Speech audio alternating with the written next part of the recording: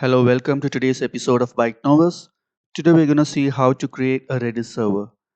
If you haven't watched my previous videos on Elastic Cache, please watch them before you proceed this to get a basic understanding of what is Elastic Cache, what is Redis and what is Memcache. Now let's get started. This is the dashboard of Elastic Cache. Click on Get Started Now. Now here I have two options, either I can create a Redis or a Memcache. For now, I'll click on Redis and here you have a checkbox called Cluster Mode Enabled. So in our previous video we have seen like if I enable this cluster mode, I would be able to create more than one shard in a cluster. If I disable it, then I'll be able to create only one shard. So for demo, let me disable it and I can give some name here.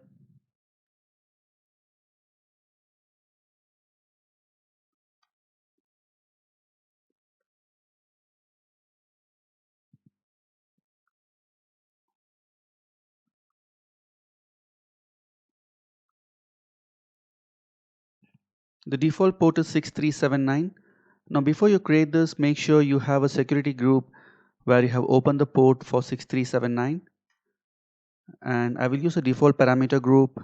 The node type, I will change it to T2 micro. So for free tier account, you can use either T2 micro or T3 micro. I'll select T2 micro here. Number of replicas, I can go up to 6. So let me stick with 2. Do I need multiple availability zone? For this demo, I don't need it. Come down. These are some of the advanced Redis settings. I will use the default VPC for now. Availability zone placement. If I select no preference, then it will span out all the nodes in different availability zones. Or if I want to select any specific, then I can choose here. Since I have given two replicas here, it has created two replicas. One will be primary, and for this primary node there will be two replica sets.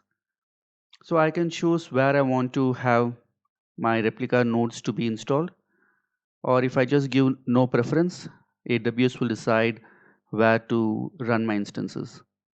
Now scroll down in security, I have to select a security group. I have already created one where I'm opening the port for Redis. The port which I have to open for Redis is the one which we have just seen above, 6379. So this is the port which I have opened and have already created a security group. I'm just assigning that security group here. And import data to cluster. This is another important thing. Now initially when you spin up your Redis in-memory database, there won't be any content available in it. But if you want to make some content available when you're bringing up this Redis instance, then you can import those contents in the S3 bucket and you can give the path of the S3 bucket. So the first time when your Redis is coming up, it will already have some contents in it. Now, do I need backups? No, I don't need backups. Maintenance window, if I give no preference, then it will take some default time, or I can give some specific window maintenance time. Like I can say on Sunday, on this particular time is the window maintenance. So window maintenance is something if I want to add any additional node or if I want to delete any node, so it will be added in this particular maintenance window period. Let me click on create now. So this Redis is getting created, so it will take some time. Ideally, it might take some 2 to 5 minutes for this Redis cluster to spin up. In the meantime, let me create an EC2 instance. So let me go to my EC2 instance screen, click on launch instance. Let me select Amazon Linux 2. I will be using all the default settings for free tier.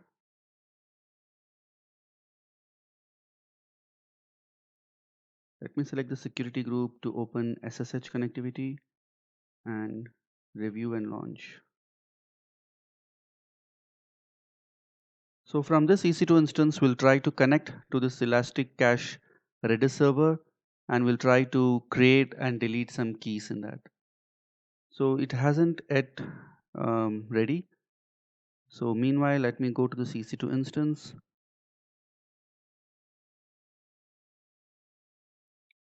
The EC2 instance is now up and running. Let me connect this with PuTTY now.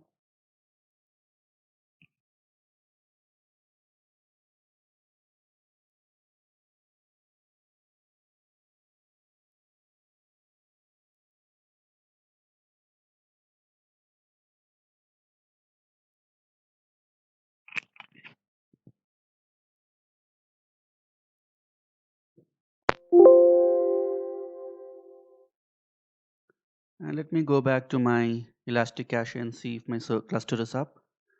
Yeah, so our Elastic Cache Redis server is up. Let me click on this and see. So we have created three nodes. One is the primary and the second two is the replica set of it as we have configured. Now if I want to add further nodes, I can just click on add node and I can give a read replica name for it and I can say on which availability zone I want this to be. And once I click add, it won't be added immediately. It will add in the next maintenance window. And then I can also delete this node, reboot this node. I can do all sorts of things. Let me go to description. This is the primary endpoint which we will be using to connect to this Redis server. And all the three nodes are spanned across these three availability zones. So mostly everything has been configured. Now let's go to our PuTTY instance and try to connect to this. Now we'll be following certain steps to install the Redis and connect to the Redis server. So these are the steps. First we'll install the compiler and then we'll download the Redis. We will unzip it and then we have to run certain commands. So after this just type make and then we are ready to go and then we can connect to our Elastic Cache instance.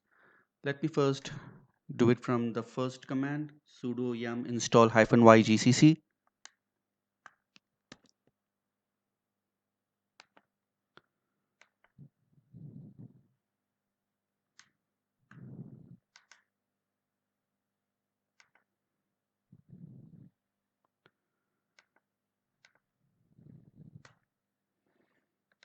Let me create another session.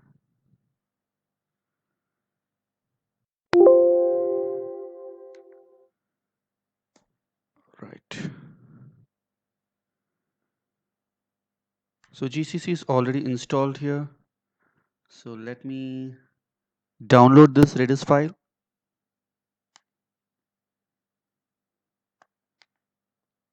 The Amazon Linux comes with inbuilt compiler, but if you're using Ubuntu or CentOS, then you have to install GCC separately.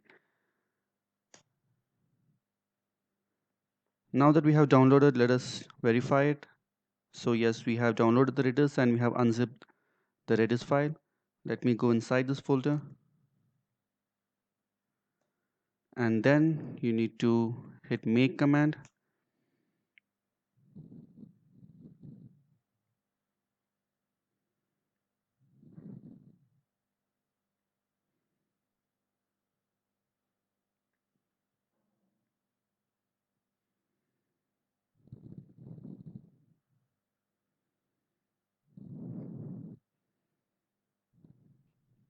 This will take a while.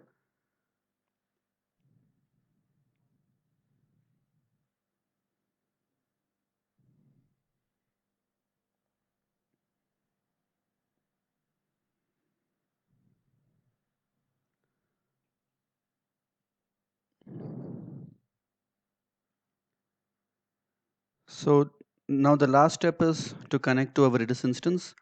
So this is the command src-redis-cli followed by the URL. So let us verify if this URL is correct. So let me copy this primary endpoint URL and let me copy in the notepad.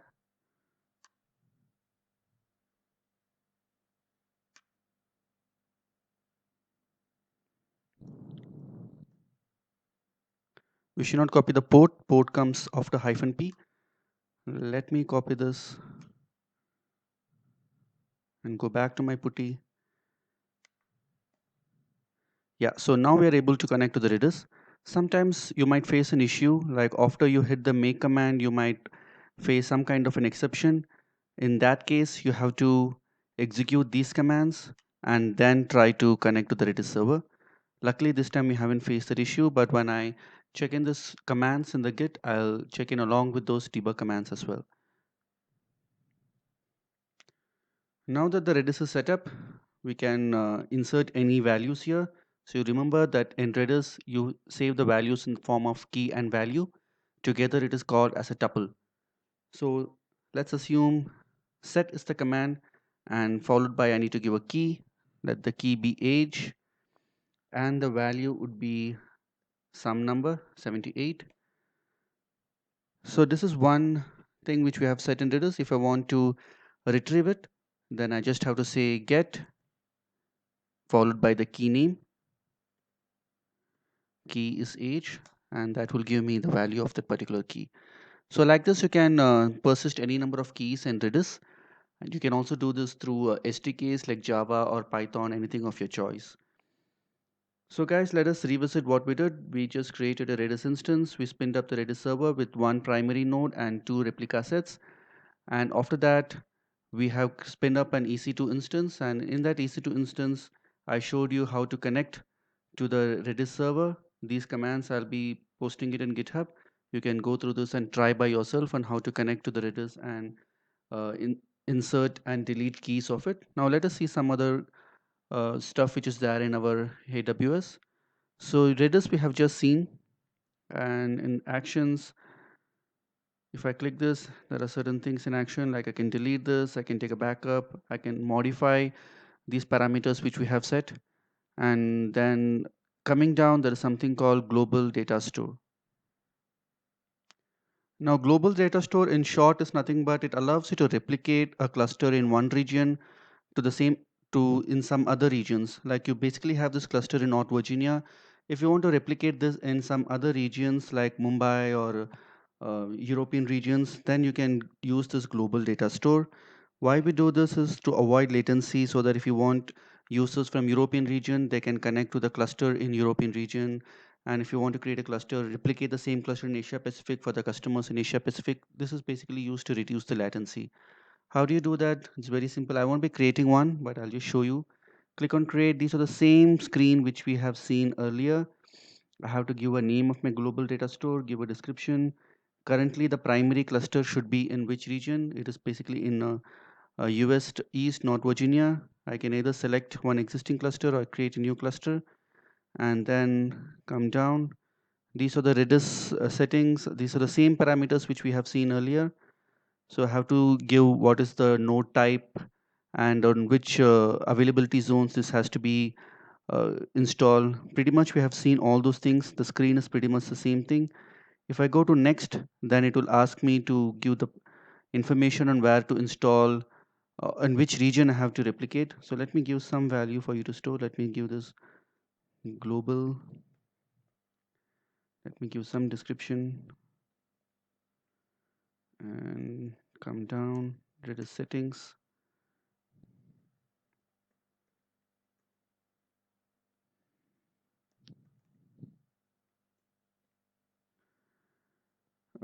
Pretty much we'll keep the same thing and then come down, click on next. So in next screen, I think we have missed some mandatory parameters. Name must contain letters, digits, and hyphens. Okay.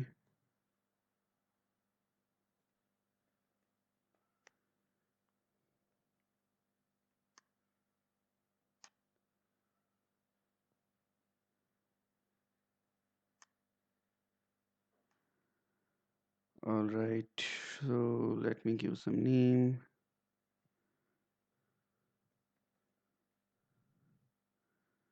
Let me see. Let me select some availability zones where it will create it and click on create.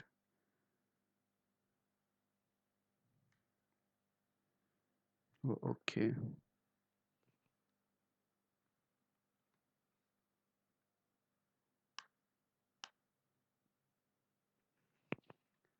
So in the next scene, it will ask on which region I have to replicate it. And similarly, we have to give the name, description on which availability zones, blah, blah, blah. Let me show you that.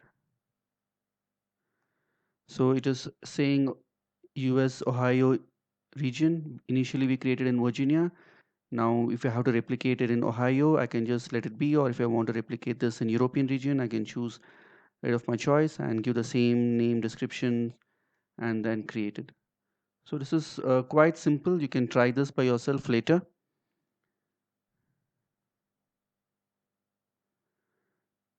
And backups is something, if I have to create a backup of my Redis server, it will be saved here. Parameter groups, the same like RDS. There are a lot of default parameter groups for each version of Redis. I can also create a custom parameter groups, and I can tweak certain parameters, like if I want to increase the cache limit and stuff like that. And subnet groups is currently we're using the default VPC, but if you're using your own VPC, then you can choose what all subnet groups do I have to use here. Events, this is the log book. So all the events that is happening, whether I'm creating or I'm deleting a server, I'm adding a node, deleting a node, all those events will be stored here. So this is pretty much about Elastic Cache Redis. In the next video, I'll show you how to create a Memcache server. And that's it for today's video, guys. I hope you enjoyed the video. Please like, share, and comment. And if you want me to talk about some other interesting topics in AWS, please comment it down so that I can bring the topic for you in my next videos. Thank you so much.